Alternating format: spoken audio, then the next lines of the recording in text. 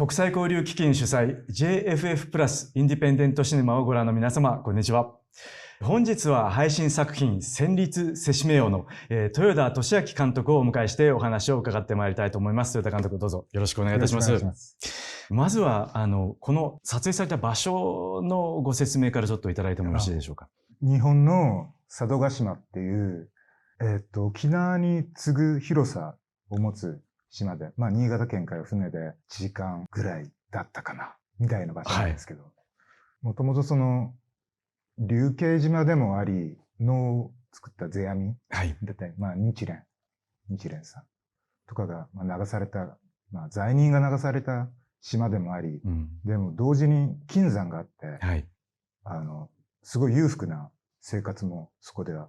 ある。で、日本の象徴であるトキがそこにいて、トキがいることによって、農薬とかあまり使わないようにされてるんで、米も美味しいし、どぶろくもうまい、みたいな。そんな島ですね。なるほど。そこでこの、鼓童、そして、日野幸四郎さんを、フィーチャーした作品を、この島で撮ろうと思われたいきさつを教えていただけますか。それは、プロデューサーから日野幸四郎さんが曲を作って、鼓童が演奏すると。それの映画を作ってほしいと。で、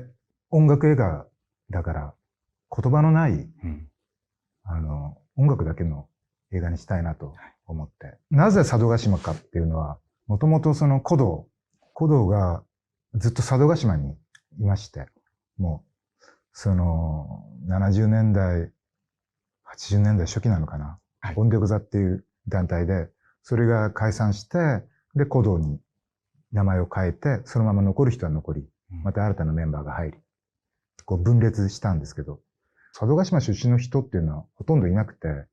その、もともとその始まったのがその、学生運動を敗れた人たちが、日本中から太鼓の経験もないのに集まって、で、コミューンのように、和太鼓を練習しながら、作り上げていったっていう団体で、未だそうなんですよ。日本中から、その鼓童に入りたいっつって集まってくる。その話は知ってて、もちろん鼓童は日本ではね、すごい有名な和楽器の和太鼓のバンドなんですけど、その話は知ってたんですけど、一体どういう、団体なのかっていうのは、全くわからなくて、でもその興味が、すごく、話を受けたときにあって、じゃあ佐渡島に鼓童にまず会いに行ける。どういう生活して、ね、どんな人たちがいるのかっていう。やっぱりそうやって70年代からのイメージがあるんで、もうおじさんばっかりだと思ってたんですよ。ところが今の鼓童は平均年齢が30前後、20代もと30代が中心になってて、すごい若い力が溢れてて、彼らも何か新しいことをやりたいっていうので、住吉歌っていう、まだ撮影当時28歳とか、その辺の年代の、彼が、今回の音楽の方のリーダーで、彼がその日野幸四郎さんとの曲で、鼓童で演奏したいと。それでなんか二人のそのコラボレーションから始まったものを僕が、捕まえに行ったっていう。なるほど。監督は、金作でもその大自然を前にした音楽家が演奏するというような、作品も作っていらっしゃいますけれども、そのご自分のやられたことをさらにちょっと発展させられるかもしれないというようなイメージを抱かれたんでしょうか。ドキュメンタリーでプラネティストって映画があって、小笠原諸島に4年住んでて、そこにいろんなアーティストを呼んで、その小笠原とセッションするみたいなことの経験は確かにプラスにはなったんですけど、小笠原もね、楽園みたいな、あったかくて、ちょっとハワイっていうか、離島とつっても、なんか、外国みたいな世界です。このすぐサンゴの宇宙があって、イルカとクジラがいるような島なんて、世界中にないですから、それと、佐渡島っていう竜慶島のイメージが強いんですけど、まあ、世阿弥がね、流されたっていうのもあって、なんかその真逆な感じも面白いなっていうのは思ってました。で、実際に撮影に入る前に、もう演奏をしてもらって、イメージを高められたんですか？どのようなプロセスで進んでいったんですか？日野くんっていうのは、まあ、わかりやすく言うとテクノの人なんですよ。はい。で、撮影の3日か2日前、何日か前に、僕らはもうその実景撮りって、まあ、風景を、佐渡島の風景を撮影にしてるんですよ。で彼らは人力テクノってことじゃないですか。テクノの曲を和楽器でやるっていう。それの練習がもうなんか2週間とか3週間やってて、すでに。で、ようやく見せれるようになったって、それを見たのが、もう撮影中ですね。見てるものとしては、てっきり彼らの通常のレパートリーを映画で披露してるのかなとも思ってしまったんですが、これは完全に映画用に、日野さんの曲を彼らが練習したっていう。そう、作られたすべて。その最後の一曲だけ、まあ、くるくる回転する。あの曲だけは、前に一緒にやった曲なんです。ほぼではその演奏をぶっつけ本番に近い形で撮影していくっていう形だったんですか？生で撮ったのは、大太鼓のシーンだけ。あれはもう一回限り。両側で。両側で。それだけで、あとはすべて事前に録音したものを、クリックだけ聞きながら、全員で、リズムだけピッピッピッっていうクリックを聞きながら再現するんですけど、彼らの演奏能力があまりにも高いんで合うんですね。それはすごいと思いますね、鼓動って。海外の方には分かりづらいかもしれないところを解説していただけたらと思うんですけども、最初に子が抱いた仏像ですとかが出てきたりとか、少し一寸法師のような神話のようなショットがあったりとか、神道的なことも関係しているのかもしれませんけれども、太鼓の音楽とそういったちょっと精神世界との関わりみたいなことで、少し理解の助けになるようなことを教えていただけるとしたら、どんなことでしょうね。まあでも精神世界、スピリチュアルなことって、多分世界中にあると思うんですよ。で、だから、説明をしなくてもわかるんじゃないかなって、僕は思ってますけどね。ドキュメンタリーというふうにおっしゃいましたけれども、少しドラマ部分も感じられるんですが、監督の中ではなんとなく物語のようなものは流れていたりするんでしょうか？戦慄せしめよをドキュメンタリーだとは思っていないです。で、フィクションと現実が交差してる場所でもあると思うんですよ、佐渡島っていうのは。やっぱり歴史が古くって、佐渡島が海底火山の爆発で隆起してできた後も未だに残ってて、化石が転がってるみたいなところなんで、で、なんか過去と未来がつながってる。で、現在にいる。それをなんか、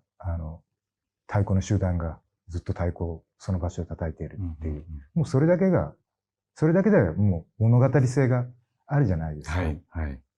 で、そこに何か、観客が誘導できるような、道を作ってあげればいいかなと思って。で、まあ、能面をつけた、渋川京彦っていうのは、なんとなく世阿弥のイメージなんですけど、流れ着いて、その心象風景みたいなことを辿っていったんですよ。実際の句とかもやっぱり佐渡島で書いてたんで、ただそれを別に観客にこうやって言葉で伝える必要はなくて、ただ太鼓の音とその映像を楽しんでもらえればいいかなと思います。なんかすごく融合ということを感じたんですけれども、伝統音楽と新しい音楽の融合だったり、西洋と東洋の融合だったり、もちろん呼吸が合わないといけないっていう融合だったり、そういう融和というか、はみたいなことを一つとてもイメージさせられたんですけれども、監督の中にそういったようなイメージがあったのかどうかっていうのをお聞かせいただけますか。なんかこの音みたいなものって数学に全て置き換えれるじゃないですか。全てドットっていうか、はい、素粒子のようなもので。それがこう、なんか、繋がったり離れたり、こう、融合していくみたいなものは感じていましたね。それと佐渡島の風景だったり、そういうものが全てこう融合していく。多分海外の人も、一つ疑問になると思うのが、最後回転してるところで発光していたものは何なのかっていう。はい、答えは別に用意してはいないんですけど。なるほど。はい。まあなんかその過去ばっかりで、未来に近づいていくイメージが欲しいっていうのと、その最初に出てきた地蔵菩薩と、やっぱり佐渡島、岩がすごいんで、その海岸の岩だったり、断崖だったり、なんか岩が神のように見えて、で、その岩を造形して発光する光で、融合していくってことじゃないですか。あれは一種のモノリスの変形かなというようなことも、想像しながら見ていたんですけれども。台本にはね、モノリスとしか書いてないんですよ。やはり。月並みですけれども、その他撮影中の、難しかったエピソードとか、演奏シーンは、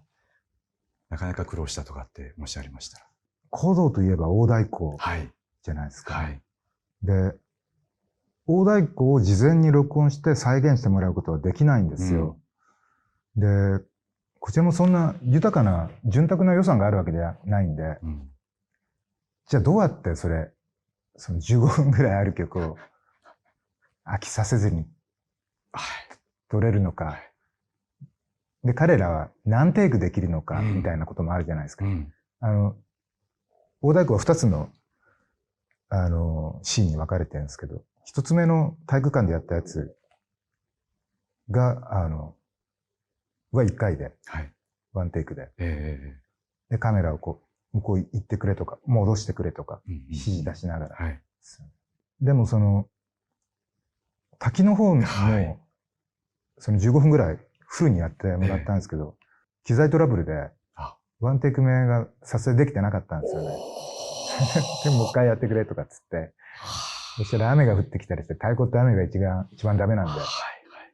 ちょっとみんな休んで、あれは大変だったと思いますね。手がもう凍えて、カチカチになるじゃないですか。それを2回やるっていうのはなかなか。いやー、あれを見たときに、ずっと燃え鉢を15分間叩きつけ、まあもちろん腕もすごい筋骨隆々とされてますけれども、まあこれはワンテイク以外ありえないよなと思いながら見ていたんですけれども、なんと。でも彼らなんか2、3回いけそうですけどね。そんな本当ですか。毎日太鼓叩いてる人なんで。